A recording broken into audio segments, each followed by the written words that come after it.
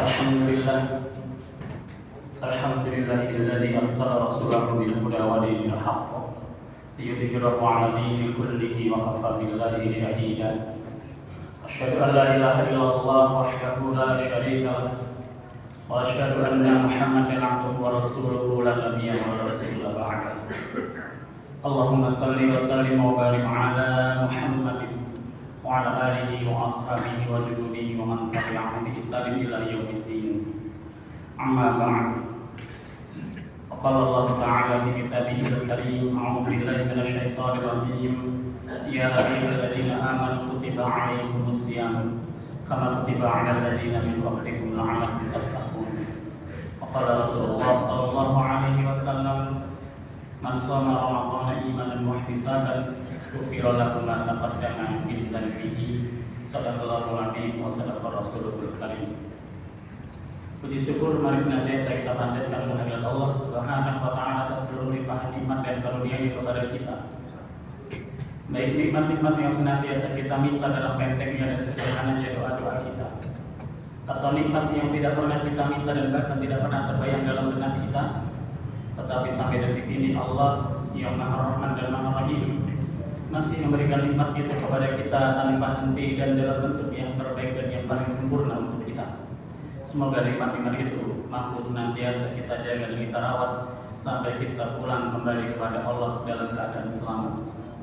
Salawat dan salam semoga senantiasa tercurah kepada manusia mulia yang menjadi suri tauladan kita, Rasulullah Muhammad sallallahu alaihi wasallam, beserta seluruh keluarganya yang mulia, seluruh sahabatnya, dan kepada seluruh umat yang senantiasa istiqomah dalam ketaatan menjaga, menjalankan serta mendakwahkan risalah Islam ini hingga akhir zaman nanti. Dan semoga kita semua termasuk di dalamnya. Amin ya rabbal alamin.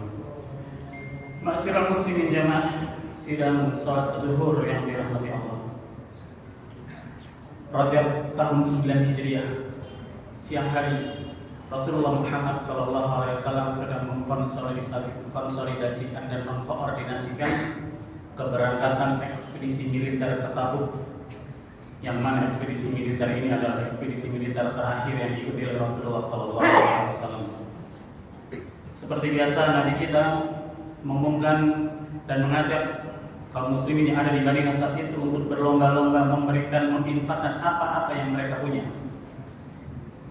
Maka muncullah sahabat Utsman bin Affan ketika pulang dari berbisnis ke Syam langsung menginfakkan 100 ekor unta beserta isinya. Sahabat Abdurrahman bin Auf pun menginfakkan hartanya tidak kalah jumlahnya dengan Utsman bin Affan. Sahabat Abu Bakar, Umar dan sahabat-sahabat yang lain pun berlomba-lomba untuk menginfakkan hartanya di jalan Allah sebagai logistik pertempuran menuju ke Tabuk.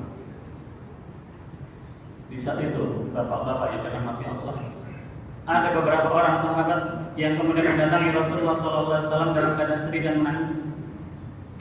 Mereka mengadukan kesulitan mereka dan mereka mengadukan kepada Rasulullah SAW bahwa mereka tidak seberuntung orang-orang yang mampu berinfak itu.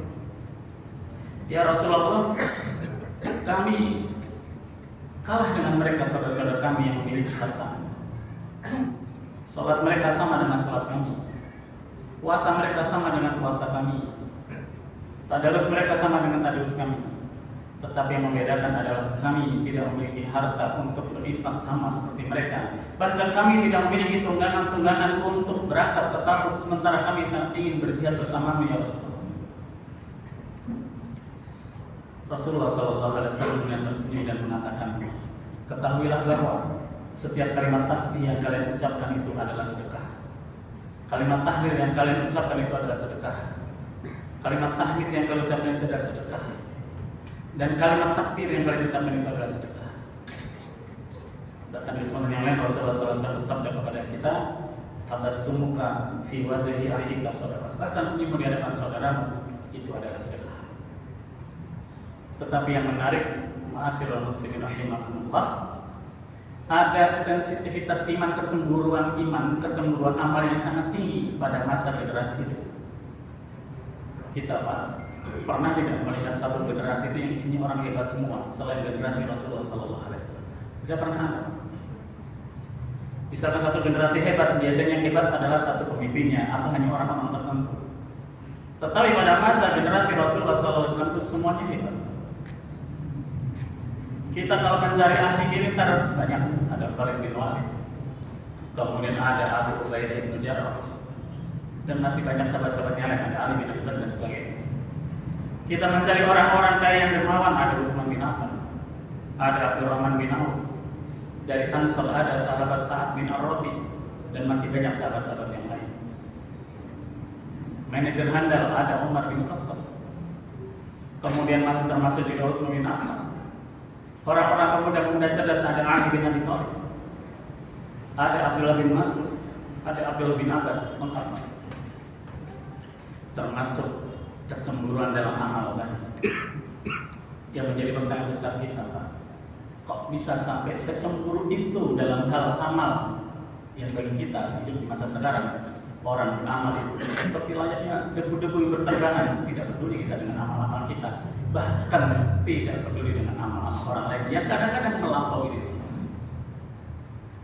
Maka Allah Subhanahu wa Ta'ala di awal surat Al-Baqarah menyatakan kepada kita, saya yakin kita semua hafal ayat ini. Ketika Allah menyebutkan karakter orang beriman itu adalah alladzina yu'minuna bil ghaib wa yuqimuna sholata wa mimma razaqnahum yunfiqun. Kita perhatikan dengan baik, Pak. Setelah Allah menyebutkan iman, kemudian Allah menyebutkan amal. Amal yang pertama adalah sholat, yang ketiga sifat orang bertakwa itu adalah wa mimma razaqnahum yunfiqun. Memiliki kepedulian untuk berinfak di jalan Allah, menyisihkan dengan hartanya. Di ayat yang lain bahkan Allah Subhanahu wa Ta'ala berfirman ketika menyebutkan karakter orang yang bertakwa, yang pertama disebut justru adalah alladzina yunfiquna fis sarra'i wad dharra'i. Orang bertakwa itu adalah orang-orang yang mereka mau berinfak fis sarra'i dalam waktu lama, wad dharra'i atau dalam kondisi yang sulit. Dalam agama kita, Pak, dalam agama kita Islam, bahwa bayangkan keimanan disandingkan dengan amal dan kemudian diikuti dengan amal sosial. Maka infak ini memiliki kedudukan yang luar biasa tingginya. Karena apa? Yang pertama, infak itu bersifat spiritual personal untuk kita. Orang yang berinfak dijanjikan oleh Rasulullah SAW diampuni dosa-dosanya. Orang yang berinfak dijanjikan oleh Allah Subhanahu wa Ta'ala dalam surat Al-Baqarah ayat 261 itu. Ketika kita bilang satu, dan satu biji ini kemudian tumbuh 7 tangkai, dari satu tangkai itu tumbuh 100 biji lagi. Jadi kurang lebih 700 kali lipat. Dari infak itu kemudian Allah janjikan melalui lisan Rasulnya sallallahu alaihi wasallam akan dipanjangkan diberkahi usia kita. Dibersihkan harta kita. Itu secara spiritual personal. Secara spiritual sosial, dengan infak itu kita mampu membantu saudara-saudara kita yang kekurangan. Kita mampu membantu saudara-saudara kita yang sedang kesulitan. Kita mampu meringankan beban saudara-saudara kita yang tidak seberuntung kita. Dan infak ini, Pak, kalau Bapak baca di Sirah Nabawiyahnya, Rasulullah Muhammad SAW sebelum diangkat menjadi Nabi dan Rasul sudah terbiasa menggunakan dan melakukan atau gemar berinfak.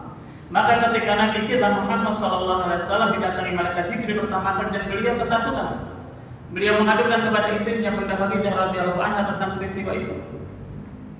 Jawaban Bunda Khadijah radhiyallahu anha itu menenangkan. Khadijah mengatakan, tidak sekali-kali demi Allah, Allah tidak akan menyia-nyiakan engkau wahai suamiku. Salah satu yang disebut oleh Bunda Khadijah sifat Rasulullah SAW adalah engkau suka mengangkat penderitaan orang lain. Mengangkat penderitaan orang lain itu berarti dengan begini. Nah, kita sekarang ada di bulan Ramadan. Bulan Ramadan itu adalah bulan untuk kembali kepada Allah. Bulan Ramadan itu adalah bulan untuk kembali kita kembali mau rukuk, mau sujud, mau bertakarruf, mau mendekatkan diri kita kepada Allah. Menghilangkan sekat-sekat waktu yang selama ini menyibukkan kita dengan dunia-dunia yang tidak akan pernah habis kita kejar. Ramadan adalah bulan ketika kepala kita tempelkan ke tempat suci sebagai bukti tunduknya kita kepada Allah. Ramadan bulan untuk mengejar ketertinggalan amal kita di bulan-bulan yang lalu yang kita sering lalai, sering lupa kepada Allah.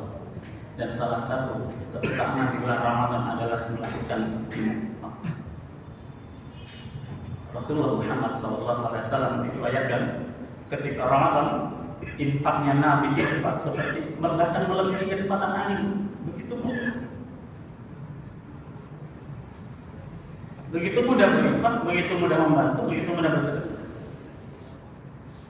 Dan sekali lagi infak ini sekali bersifat spiritual personal untuk diri kita dan spiritual sosial bermanfaat untuk orang lain.